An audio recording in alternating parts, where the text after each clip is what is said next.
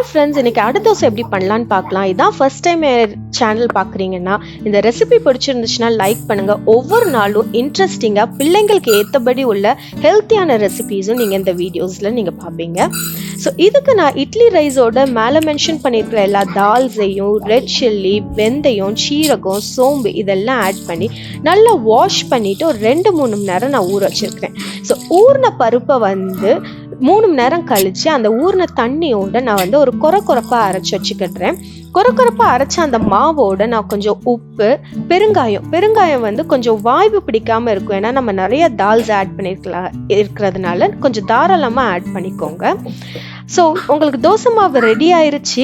So இதை நீங்கள் நேரம் ஊற்றி தோசையாக நீங்கள் ஊற்றி சாப்பிடலாம். இல்லைச்சுன்னா ஒரு 1 மணி நேரம் கழிச்சு கூட நீங்கள் ஊற்றி சாப்பிடலாம். கொஞ்சம் மேலே கொஞ்சம் வெங்காயம் தூவி விட்டு தோசை நீங்கள் ஊற்றுனீங்கன்னா நல்லா க்ரன்ச்சியாக கிறிஸ்பியாக இருக்கும்.